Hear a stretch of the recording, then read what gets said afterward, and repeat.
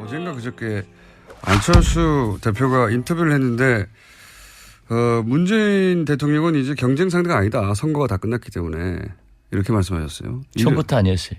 처음부터 아니었어요. 아니 그걸 이상하게 듣지 말고 대통령이 당선되면은 대통령이지 문재인 대통령도 다음 대통령 안 나와요. 그렇기 그렇죠. 때문에 경쟁 상대가 아니고 일단 선거 결과에 승복을 하고 당선된 대통령에게 협력할 것은 협력하고 야당으로서 지적할 건 지적해야지 무조건 나쁘다고 하면 안 돼요. 근데 제 장점이 뭐냐? 네. 잘하는 건 잘한다고 네. 못하는 건 못한다고. 박지원 같은 사람이 없어요. 아니 근데 이런 질문이 나온 이유가 안철수 대표가 선거 다 끝났는데 마치 지금 대선 경선하는 것처럼 계속 문재인 대통령만을 향해서 발언을 쏟아내니까 아무래도 기자들이 그런 질문을 했겠죠. 근데 거기에 대해서 이제 경쟁 상대가 아니다. 선거가 다 끝났기 때문에 이런 답변이 6개월 있다가 나왔다는 게 신기하다는 거죠. 예. 처음부터 그렇겠죠. 아니 지금 12월에 대선 없다는 걸 11월 돼서 깨달은 게 아닌가 싶기도 하고요. 그냥 공장장은 안철수. 처음부터 아니었어요. 재밌는 답변이었습니다. 아주. 자, 시정연설은 어땠습니까? 어제? 기왕 있었던 어제 큰일이니까.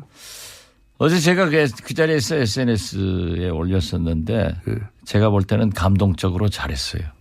그 도입 부분에 말이죠. 예. IMF 외환위기를 당해서 우리 국민이 당했던 눈물 예. 그리고 국복 과정에서 근무기 등 예. 국민 총화를 이루는 그걸 탁 도입하는 것을 보고 예. 그때 주역이셨잖아요. 그때 대표님이. 그렇죠. 예. 제가 IMF 극복하는데 은메달 딴 사람이죠. 예. 그런데 맞습니다. 예. 진짜 저건 누가 썼는지 누가 저렇게 연출을 했는지 참 잘했다. 저건 바로 IMF 외환위기를 가져온 세력이 예. 오늘의 적폐 세력이에요. 그렇죠. 역사가 오래됐습니다. 사실. 그렇죠. 예. 그리고 그렇게 금목이든 국민 통합을 이루어서 극복한 세력이 우리란 말이에요. 예. 또 민주당이란 말이에요. 지금은 또 갈라져 있지만. 네. 그렇기 때문에 다 그렇게 도입하면서 나도 문재인 나도 이러한 과정을 겪어서 지금 현재의 어려움을 극복하겠다. 그런 의지를 보여주는가 하면은 대북 정책에 대해서는 DJ의 베를린 설은 순서만 바뀌었지. 너무나 감동적으로 잘하더라고요. 그건 잘하는 거죠. 그렇게 받아주셨군요. 네. 그런데 개헌 문제. 예. 그건 지금 현재 대통령께서는 자꾸 지방 분권만 네. 강조를 하는데 국회나 국민은 권력 구조 네. 분권을 요구하고 있는데 거기에서 좀 앞으로 네. 상당한 토론이 필요하다. 그리고 부자 증세 없는 세수 증대는 서민과 영세상인 월급쟁이들한테 고통을 너무 강요하는 것 아닌가 그런 생각하셨어요. 그런데 잘했어요. 잘한 건 잘한 거예요. 전반적으로 잘했고 예, 그런 부분이 훌륭했어요. 좀 걸렸다. 이건 어떻게 평가하십니까? 최근에 중국과 사드 문제가 이제 뭐 아직 완전히 해결됐다고 말할 수는 전혀 없고 어쨌든 서로 잘해보자 봉합 국면에 들어선 것 같은데 여기에 대해서 야당에서는 보수 야당에서는 일단 구력외교라고 하잖아요. 저는 왜 구력외교라고 하는지 잘 이해가 안 가는데 요 대목은 어떻게 평가하십니까? 잘했어요. 그것도 잘한 겁니까? 외교는 예. 다 얻을 수 없습니다. 그리고 우리는 대한민국은 도랑이든 소예요. 미국 풀도 먹어야 되고 중국 풀도 먹어야 됐는데 우리나라 지정학적으로 미국, 일본, 중국, 러시아 세계 초 4대 강국에 둘러싸여 있는 나라인데 여기에서 줄타기를 잘하는 게 외교예요. 네. 어떻게 미국도 만족시키고 중국도 만족시킬 수 있어요? 네, 100%는 안 되죠. 안 되죠. 네. 그런데 이렇게 해결해 나가고 또 문제가 있는 것은 또 그대로 남겨놓으면서 해 나가는 것이 외교지. 그래서 구동존이라고 할 거예요. 그런데 그 비난하는 사람들은 구동존이가 무슨 말인지 모를 거예요. 이거 어떻습니까? 최근에 이런 똑 잘라서 요 대목만 한번 여쭤볼게요. 국정원의 특활비 그 3인방한테 뭐 매달 1억씩 줬다. 이런 얘기 하니까 자유한국당에서는 김대중 정부 때도 있었다라고 이제 김대중 정부를 탁 특정해 버렸어요. 근데 김대중 정부 때 있었던 일이라면 대표님이 모를 수 없지 않습니까? 예. 비서실장도 하셨는데. 요거는 어떻게 되나요? 분명한 것은 박정희, 예. 전두환, 예. 노태우, 김영삼 정부에는 있었어요. 제가 청와대에 들어가니까 제가 공보수석이었는데 예. 공보수석 산하기관, 연관기관이죠. 예. 거기에서도 매월 가져오더라고요. 그래서 대통령께서. 산하기관에서도 가져왔어요? 국정원뿐만 그렇죠. 아니라? 국정원뿐만 아니라 코바코, 예. 언론재단 가져왔어요. 그래서 대통령께서 어떠한 경우에도 산하기관, 연관기관에서 일체 돈 받지 마라. 그리고 또 과거에는 예. 그 산하기관 경비로 해외 출장을 많이 갔어요. 또 기자들도 산하기관 그 돈으로 갔어요. 청와대가 그러니까 그냥 산하기관들 돈을 그냥 갖다 썼거든요. 그렇죠. 쉽게. 네. 그런데 그걸 가져왔더라고요.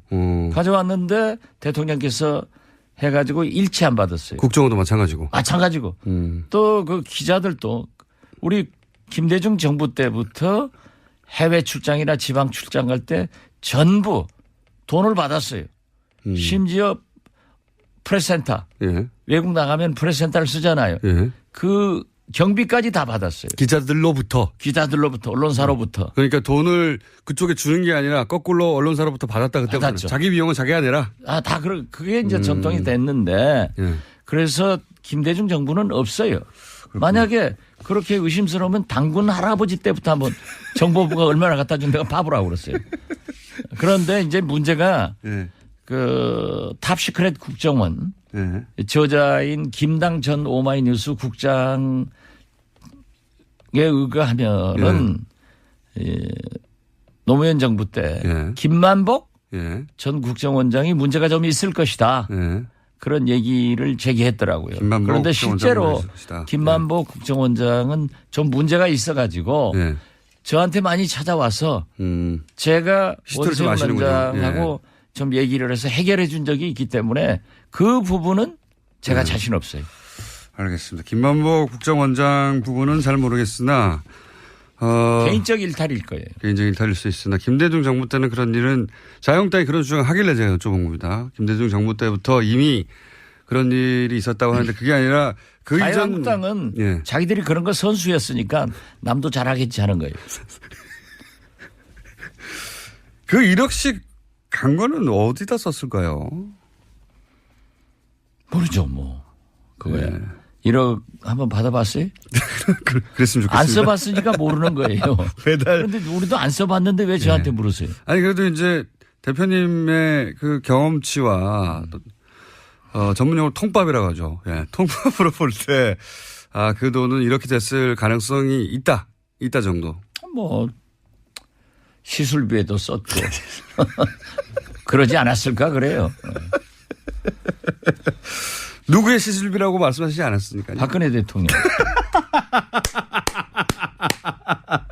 그거 다 보도된 거 아니에요? 그렇죠. 시술을 하신 건데 그 돈은 어디 나왔을까 이런 얘기들이 많이 있었죠.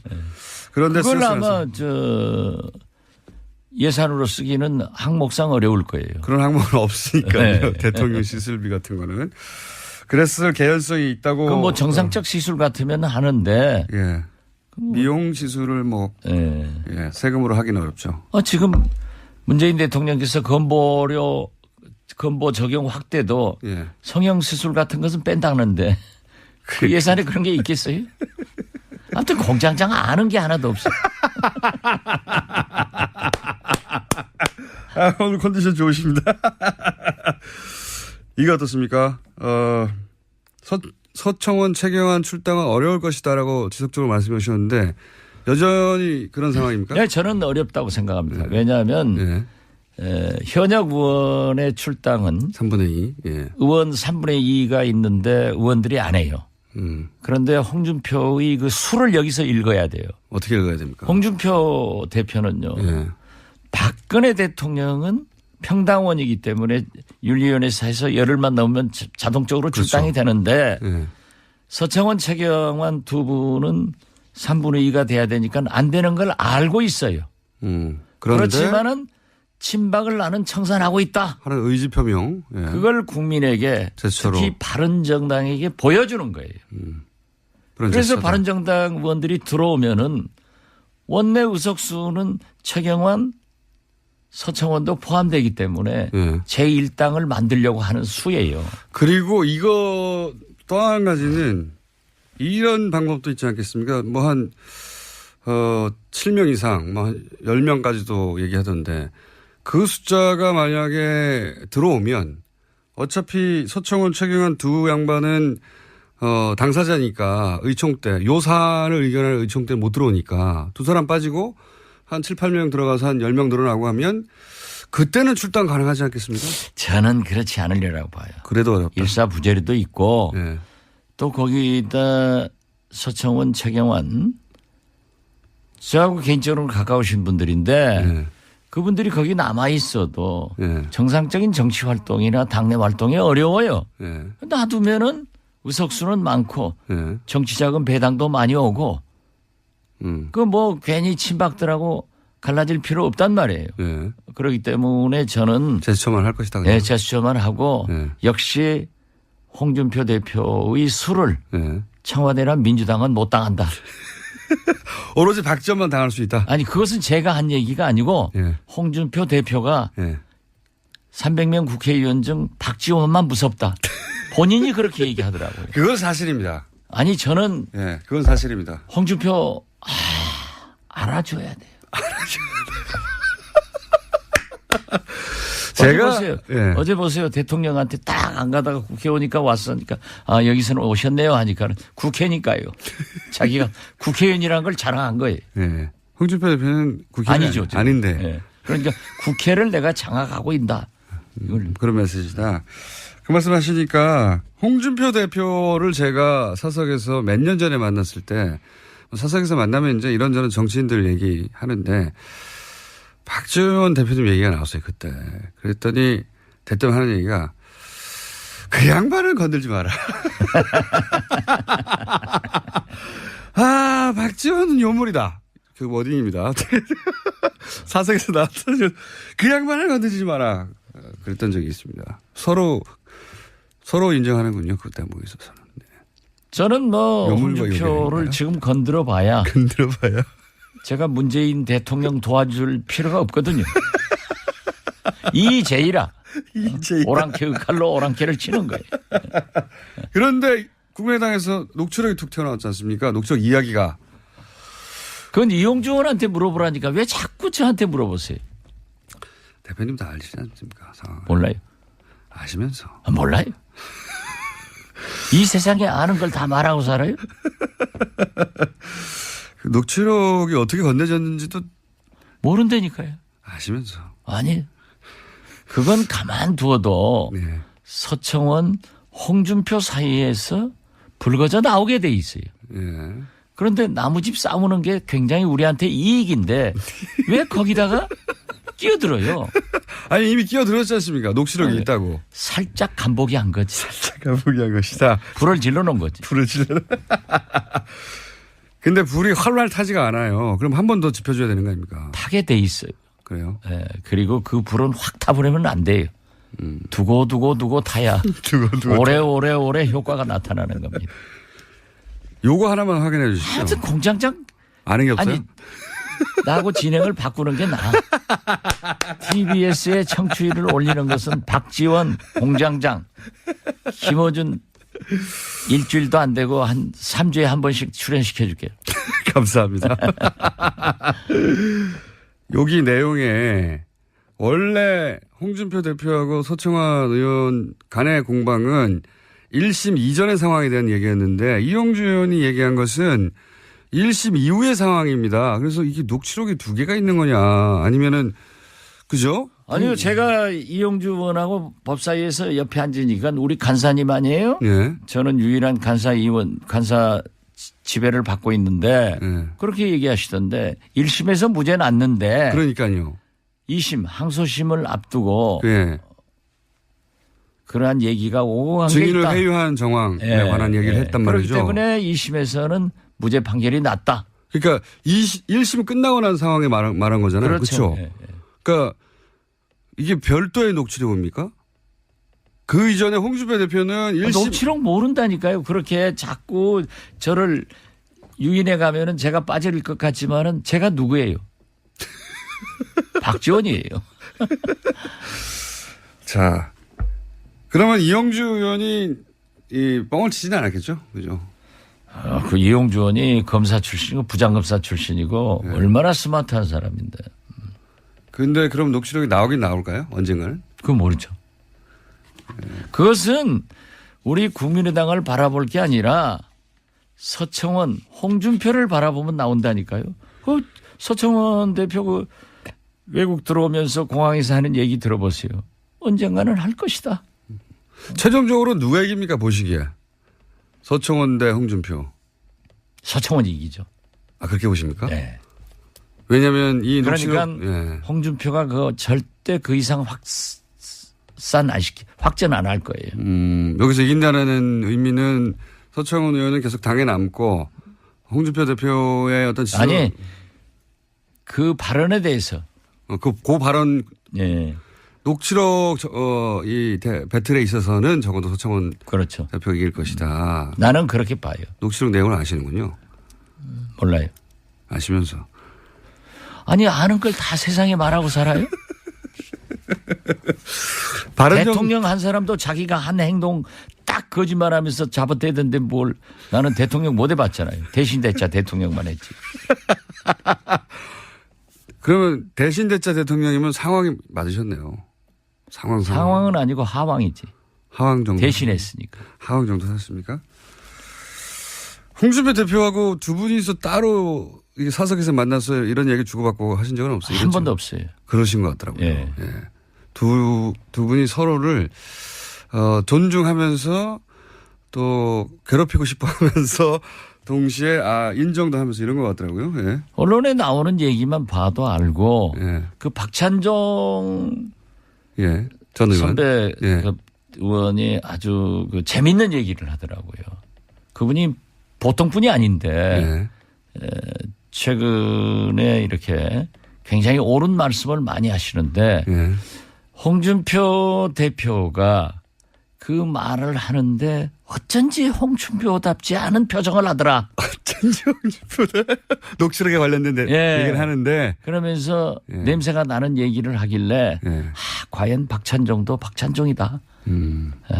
진짜 그 아주 재밌는 표현 아니에요. 미세한 표정 변화를 잡아내서. 아주 그 자신 없어 하더라 하는 말씀을 듣고 박찬종 선배님 진짜 대단하신 분이에요. 그러니까 자신 없어 할 녹취록 내용을 알고 계시다는 얘기네요. 그런 감이 있다는 거지. 그런 감이 있다. 그거 이영주 의원 누가 줬을까요? 모르죠. 아시면서. 몰라요. 아시면서. 오늘 전부 나를 그렇게 아주 전지전능하신 무슨 뭐 하나님 취급하는데 저 모르는 거 많이 몰라요. 이 아닌가 싶기도 하고요. 그냥 공장장은 안철수. 참은 아니었어요. 재밌는 답변이었습니다. 아주. 자, 시정연설은 어땠습니까? 어제? 기왕 있었던 어제 큰일이니까. 어제 제가 그 자리에서 SNS에 올렸었는데 제가 볼 때는 감동적으로 잘했어요. 그 도입 부분에 말이죠.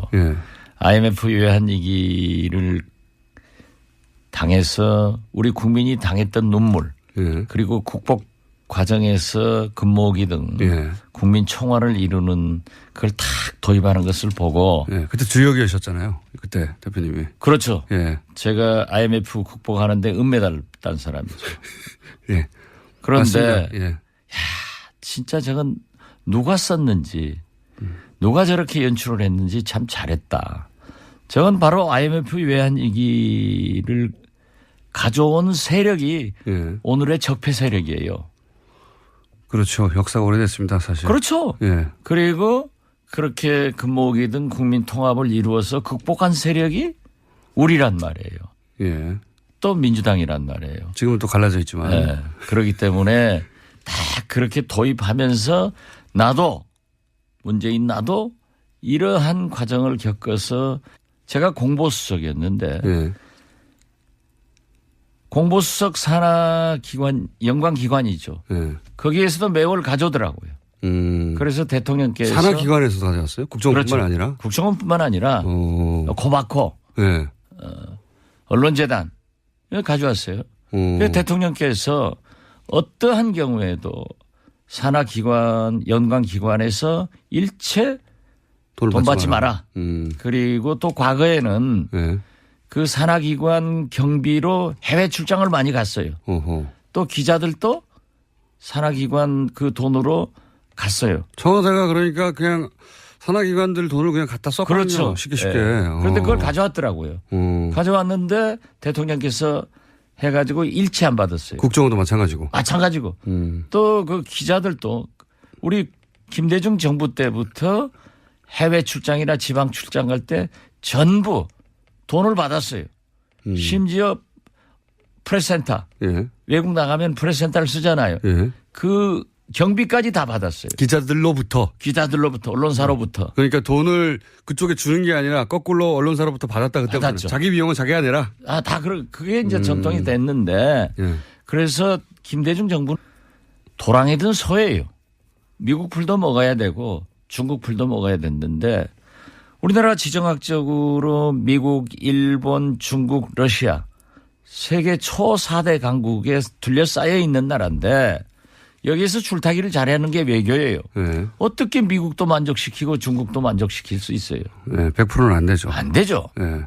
그런데 이렇게 해결해 나가고 또 문제가 있는 것은 또 그대로 남겨놓으면서 해 나가는 것이 외교지. 그래서 구동존이라고 할 거예요. 그런데 그 비난하는 사람들은 구동존이가 무슨 말인지 모를 거예요. 이거 어떻습니까? 최근에 이런 똑 잘라서 요 대목만 한번 여쭤볼게요. 국정원의 특활비 그 3인방한테 매달 1억씩 줬다. 이런 얘기 하니까 자유한국당에서는 김대중 정부 때도 있었다라고 이제 김대중 정부를 탁 특정해 버렸어요. 근데 김대중 정부 때 있었던 일이라면 대표님이 모를 수 없지 않습니까? 예. 비서실장도 하셨는데. 요거는 어떻게 되나요? 분명한 것은 박정희, 예. 전두환, 예. 노태우, 김영삼 정부에는 있었어요. 제가 청와대에 들어가니까 어젠가 그저께 안철수 대표가 인터뷰를 했는데 문재인 대통령은 이제 경쟁 상대가 아니다. 선거가 다 끝났기 때문에 이렇게 말씀하셨어요. 처음부터 아니었어요. 처음부터 아니었어요. 아니 그걸 이상하게 듣지 말고 대통령이 당선되면은 대통령이지 문재인 대통령도 다음 대통령 안 나와요. 그렇죠. 그렇기 때문에 경쟁 상대가 아니고 일단 선거 결과에 승복을 하고 당선된 대통령에게 협력할 것은 협력하고 야당으로서 지적할 건 지적해야지 무조건 나쁘다고 하면 안 돼요. 근데 제 장점이 뭐냐? 네. 잘하는 건 잘한다고 네. 못하는 건 못한다고. 박지원 같은 사람이 없어요.